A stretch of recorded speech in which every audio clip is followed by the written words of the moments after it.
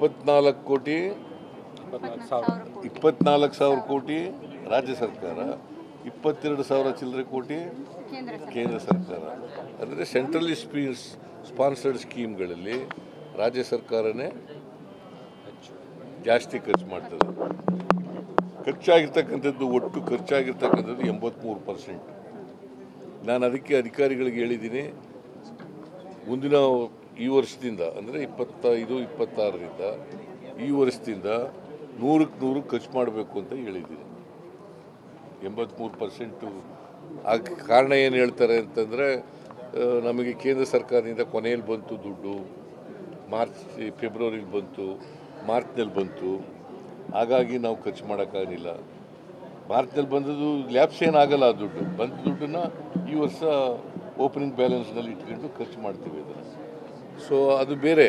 But 83% ಭಾಳ ಕಡಿಮೆ. 83%ನ್ನು 100% ಆಗಿ ಖರ್ಚು ಮಾಡಬೇಕು. ಕೇಂದ್ರ ಸರ್ಕಾರಕ್ಕೂ ಪತ್ರ ಬರೀಬೇಕು, ಕೂಡಲೇ ಬಿಡುಗಡೆ ಮಾಡಿ ಅಂತ. ಮತ್ತು ಇಲ್ಲಿರ್ತಂಥ ಮೆಂಬರ್ಗಳಿಗೂ ಕೂಡ ಹೇಳಿದ್ದೀನಿ. ಆ ಮೆಂಬರ್ಗಳು ಕೂಡ ಕೇಂದ್ರ ಸರ್ಕಾರಕ್ಕೆ ಒತ್ತಡ ಆಗ್ತಕ್ಕಂಥ ಕೆಲಸವನ್ನು ಮಾಡಬೇಕು. ಎಂ ಪಿಗಳಿಗೆ ನಾನು ಎಲ್ರಿಗೂ ಪತ್ರ ಬರೆದಿದ್ದೀನಿ, ಎಲ್ಲ ಎಂ ಪಿಗಳಿಗೆ,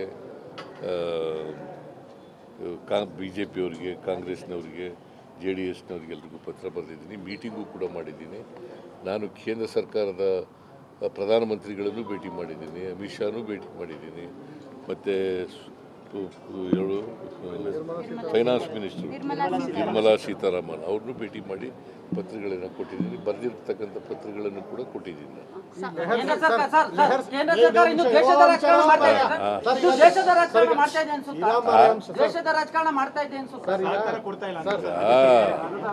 ನೋಡ್ರಿ, ನಾನು ಈಗ ರಾಜಕೀಯ ಮಾತಾಡಕ್ಕೆ ಹೋಗಲ್ಲ.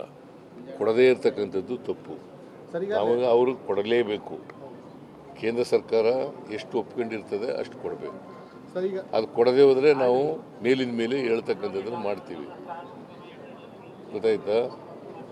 ಸೊ ನೀನಪ್ಪ, ದಿಶಾ ಕಮಿಟಿಲಿರುವಂಥ ಮೆಂಬರ್ಗಳು ಅವ್ರು ಯಾರು ಸಹ ಮೋದಿಯವರು ಇರ್ಬೋದು, ಕೇಂದ್ರ ಸಚಿವರ ವಿರುದ್ಧವಾಗಿ ಮಾತನಾಡೋಷ್ಟು ಶಕ್ತಿ ಇರುವಂಥ ಮೆಂಬರ್ಗಳು ಯಾರಿಲ್ಲ. ಅಂಥವ್ರನ್ನ ನೀವು ಅಪಾಯಿಂಟ್ಮೆಂಟ್ ಮಾಡಿದಾರ ಸರ್ ದಿಶಾ ಕಮಿಟಿ? ನಾನಲ್ಲ, ಅವರೇ ಲೆಹರ್ ಸಿಂಗ್ ಅವರು